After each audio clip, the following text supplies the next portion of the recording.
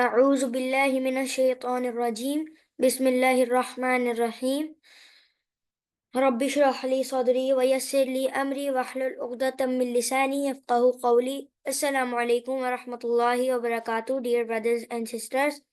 So today I will start my geopolitics session, and tonight we will learn about the Roman Empire and the Persian Empire, its intro, and we will also learn about what was the era going on and the political issues which were having at that area in that scenario. So let's start today our session. So I'm sharing the screen. Can you see? I hope so. Yes, you can. And I hope so my voice is also audible to you guys. So let's start my session. Give me 1 minute. So, previously, we have learned about the Battle of Uhud and Badr and the Battle of Khandaq, also known as the Battle of Trenches. So, today we will also do the Battle of Kainuka, and then we will not go much deeper into that because our goal was not to learn Sirah. Our goal was to only take the things from Prophet Muhammad's life. So, we will fast forwardly move on to the scenario of that time, the war with the Holy Roman Empire and the Persian Empire, which were there and which were since 1000 years past. So I will also show you some things, some emperors names, and then you can see how much big history does the Roman Empire have. And then you can imagine how much big their empire expanded, as well as how much time they had been through in the history of that scenario. So let's start today our session. I will try my level best to wrap up the Battle of Banu Qaynuqa as fast as I can so that we can move on to the intro of our Persian and Roman Empire. So, well, Battle of Banu Qaynuqa, that was a battle, but not like a battle. It was a conflict, and it took place in Medina. And Medina was first then called Yathrib, and then its name changed to Medina. But during that time, during the Ghazwa-e Khandaq, I have some research which is that the estimates are in Khandaq the Jewish people and the Quraysh, the whole of Arabia, which sent their armies marching upon the Madani area. But what happened was that they dug up the trenches, and that's why that battle is known as the Battle of Trenches, the Ghazwa-e Khandaq. And what was their plan? Their plan was, whatever happens, the Jews the Jews will attack from here, and Quraysh will attack from here, and in between them would be the Muslims. And then the Jews will come and the Quraysh will come, and they will crush and defeat the Arabian, these Muslims, and they will get defeated, and they will be wiped out of existence. They will all be killed. This was the plan. But the plan went wrong because the Quraysh was so much arrogant, and they didn't know that what did the what did the Muslims do in that area. They dug up the trenches and all of that. That's why they, camped here outside of those trenches and outside of their archery range. And then they, encamped here for a couple of days or some weeks as well, maybe. And then they also did couple of attacks, but they were, forced to defeat or retreat because the Muslims were here. This was a Muslim Rome sort of thing here, and they threw archery here and different other things at those. people, the Quraysh, and they jumped into the trenches and wanted to come to this side, this area, but they couldn't because in the middle of that, some of them would fall off their horses and some of them would, fell in the trenches and would get hurt by the rocks and other things, or some would be under heavy fire, or better word would be under heavy rain of archery, which were done by the Muslims to make them retreat to their encamped area. So this is how the one plan, which was this was accomplished. But this area was where the people of Jews, they what they did was that they went to the Muslims' homes and then they stormed into their homes and did things we didn't know about it. I don't know even about it, and I didn't do research. But my research is related to the battle. Why it is known as the Battle of Kanuka? One side is the Battle of Trenches. Here, this battle is known as 1 minute. This battle is known as the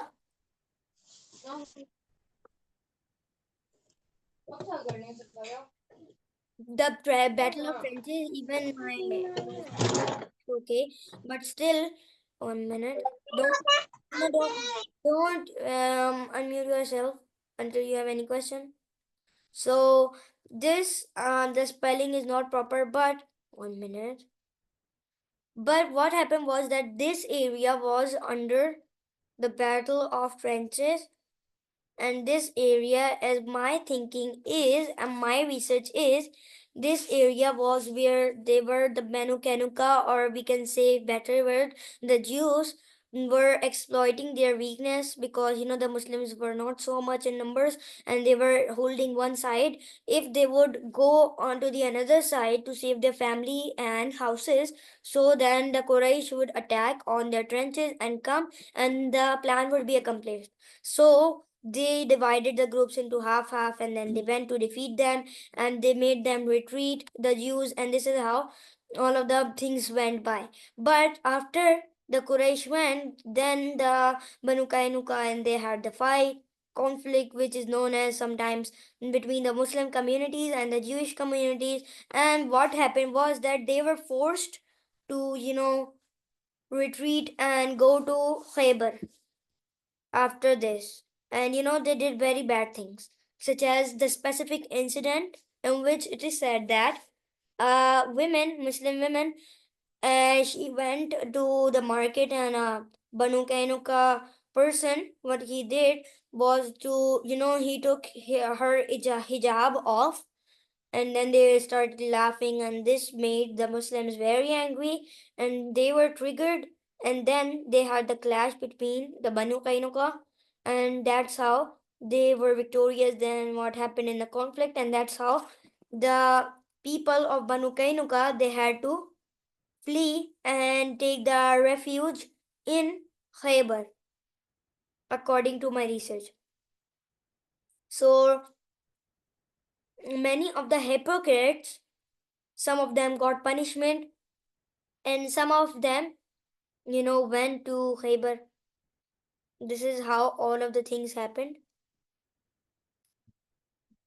So we will not go much into a battle of Banu Nadir or any other important or not important battle. We will see big battles such as the Battle of Khaybar. So what happens is that in the Battle of Khaybar later on, when the Treaty of Hudaybiyah happens with the Quraysh, so at that time the Muslims take that treaty into their advantage and attack on Khaybar. Now that battle is known as the Ghazwa Khaybar, the war on Khaybar, and that war was very incredible because there were so many fortresses of the Khyber people. Let me draw them. I think so. I know that there was a very big castle, and then there were 4 to 5 small like this, very big castle was there, and 4 to 5 small castles. And then the Muslim army came here, and then they first attack on the first castle, then the second, then the third, then the fourth, and then to the main castle. So the lead was given to Hazrat Ali Radhiyallahu anha to hold the flag, and he also defeated a person who was very strong amongst the Arab. Hazrat Ali Radhiyallahu anha defeated the person who was like a bodybuilder and like a Superman who can pick up a person with one hand and throw him to into the sky like this. And he defeated him and killed him. And this is how then later on the first castle was taken.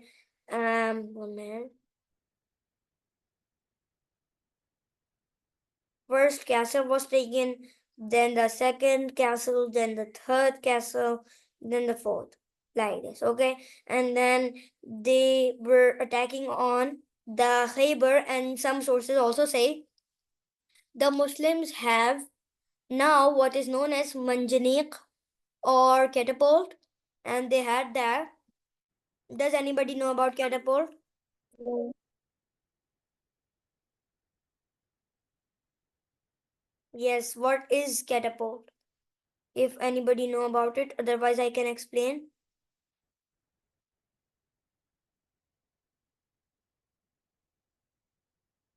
Okay, so 1 minute. They had this catapult, like a cannon. It is. You can say 1 minute.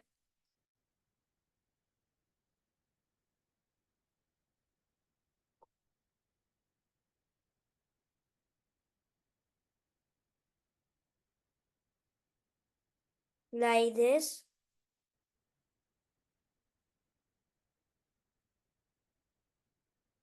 One minute.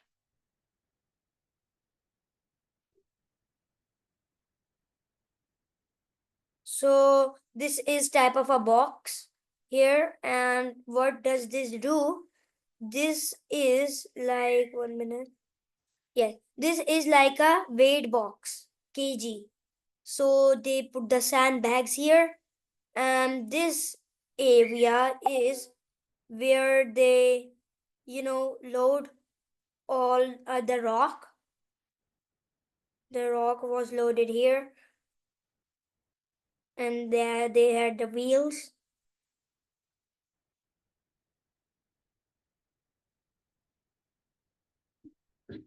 This is a simple mechanism of the catapult. Because of the weight, the thing which is like this, it's up. So this is how this rope attaches this, and this area cannot go here.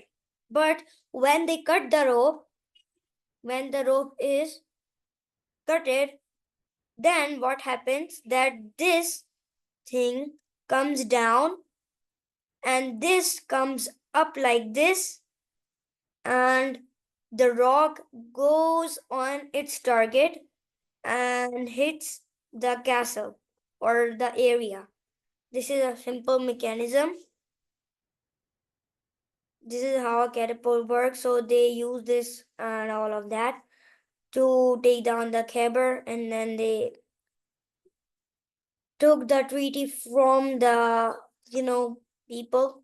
They, from some estimates, they killed the Jewish men, and then you know then they did the treaty that the Jews have to give us the dates and the fruits and the money.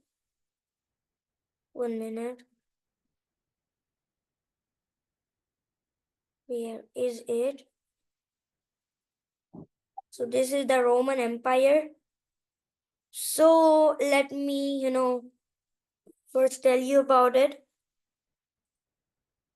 I can also share this into the group um, that IMS group. So this is also very helpful. So from these and from 1 minute, no, not from this. From this and the one which I showed you, you guys must have now imagined that this is a very big history of the Romans. They're very big, thousands and thousands of coins you can see. Not thousands, but hundreds. So, like this, you can understand and imagine that how 1,000 years of Roman Empire had gone with any of the emperor there. And now let me tell you about that era's Roman Empire. So Persian Empire and Roman Empire in that era were, doing the conflicts with each other. And, they were in a bad state. Sometimes the Persians would attack and capture the city of Asham, cities, coastal cities such as Damascus, Aleppo, and Jerusalem and Gaza, these type of. And sometimes the Christians would attack on the people, the Persians, and would take from them the area of Euphrates River and Tigris River, most of the areas. And this is how, in these centuries, their, battles were going on amongst each other, and they were not loyal to themselves and not loyal to their family members. They would kill them and do things with other slaves and do bad things, and they would love war and other things. So now let me read the Roman emperor's names so that you can see.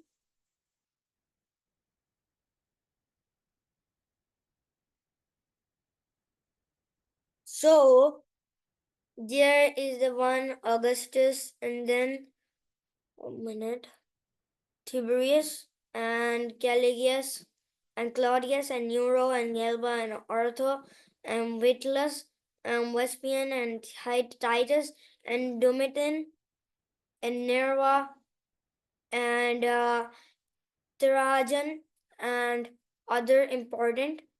And I wanted to also tell you that people also learn their histories because to understand the whole politics of the Roman Empire and that how again they survived amongst the years because all the land, the city of Asham and other areas they were taken, and then how did it survive, and then how did it become the Byzantine Empire and other important things,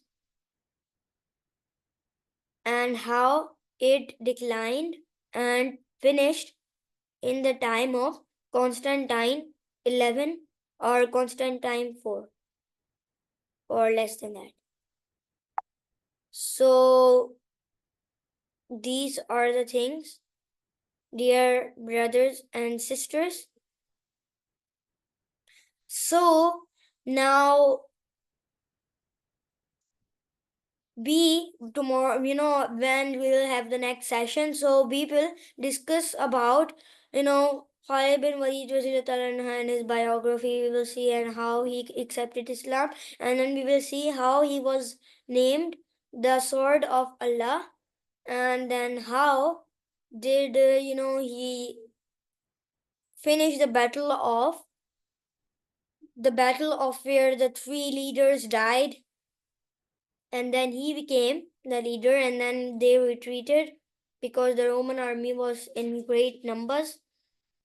And then how he, did the battle of Yarmouk and other important battles. And this is how we will come on to the geopolitics. of all of the things and also learn the scholars and the scientists during the periods. And I am also trying my level best to also take out any book written by a scholar living in that time, in which he have told about the story authentically and comprehensive story, that how the Arabs who were never united became united power, and they crushed their two biggest powers of that time, that era, the Persian Empire and the Roman Empire, and who to of whom we have listened so many names of, and we respect of, and they have very big history, and there were different kings, Xerxes, Dicerius, and different other things, and Nero and Augustus in the Roman Empire, and important other generals and different other things, and how the Muslims defeated, and they defeated them in a small, in a small and a small force attacked on them, and they got defeated. But a small part of them, Persian Empire was whole, you know, erased from existence. Only the Persians maybe have left behind, but the Romans, if you talk about them, they still lived, and they were living in Anatolia. Anatolia was first known as Antakya, and then it became Anatolia and then Turkey.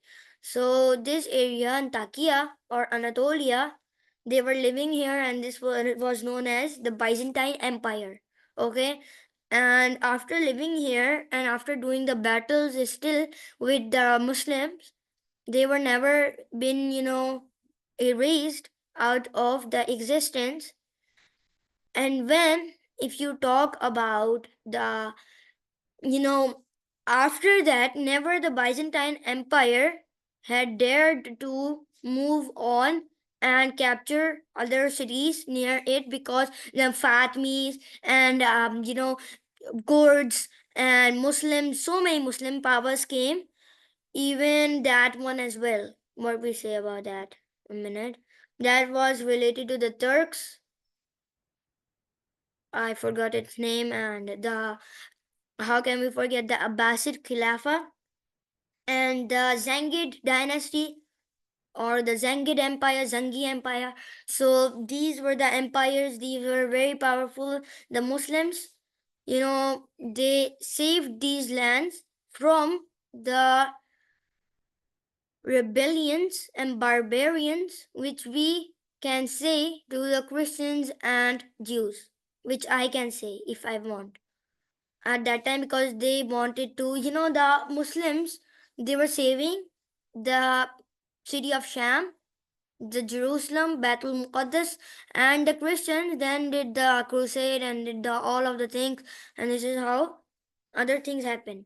And at the same time, these things are happening. The Abbasid scholars have passed, and I have also learned from my sir that Abbasid Khilafah, the Christians refer that Abbasid Khilafah, the Dark Ages. But that was not Dark Ages. But for Muslims, it was a golden age of Islam, and one also known as 1001 inventions era, in which the foundations of camera were invented and other important things. So, dear brothers and sisters, these are the things which I talked about today. So, until then, thank you. We will meet next time in our next session. For until then, thank you very much. Jazakallah khairan. Assalamu alaikum warahmatullahi wabarakatuh. Allah Hafiz.